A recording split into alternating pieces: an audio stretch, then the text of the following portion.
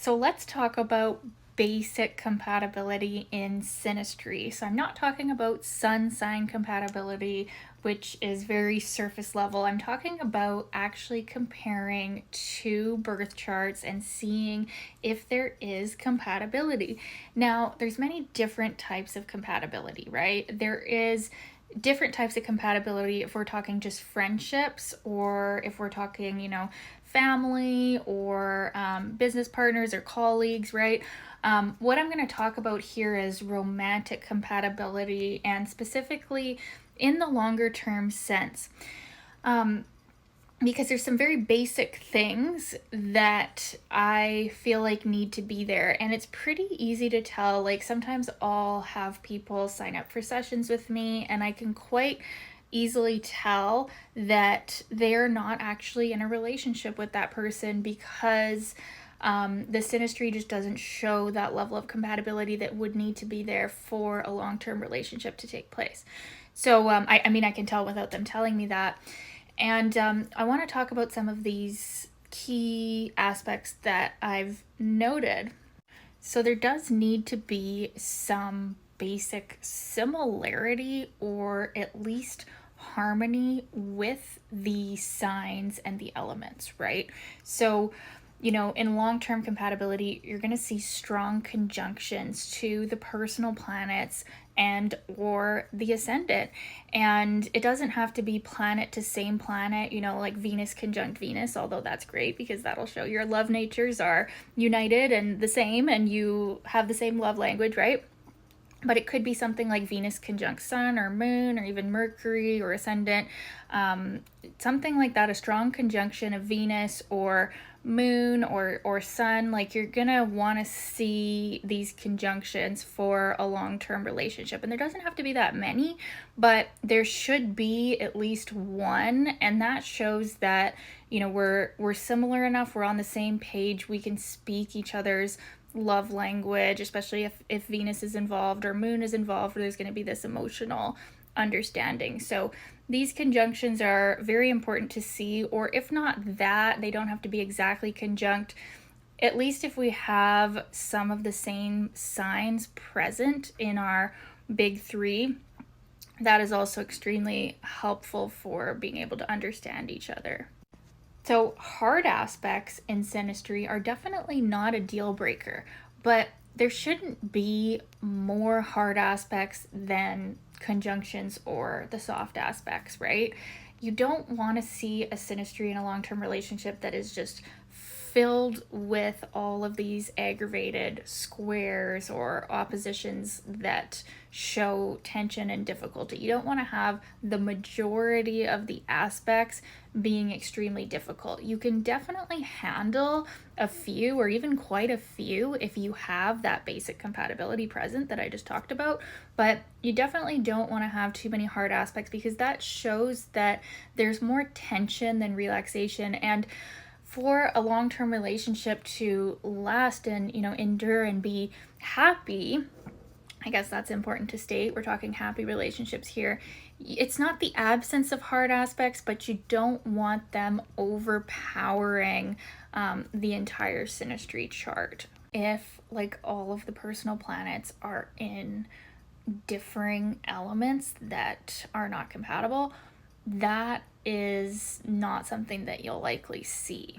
For example, like if one person has, Sun in Aries, the other has Sun in Cancer, and then their moons are also square as well, and then their Mercuries are also in conjunct or quincunx or something, and then Venuses are opposite, and then Marses are square. Like, that's not going to be very common in a long-term relationship. There's too much difference, right?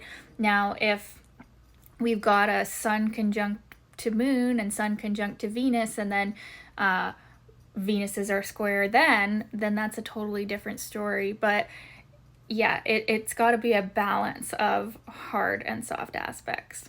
So this might be an unpopular opinion, but I don't believe the house overlays matter that much. Sure, it's really nice to have someone's planets in your first house or your fifth house or your seventh house.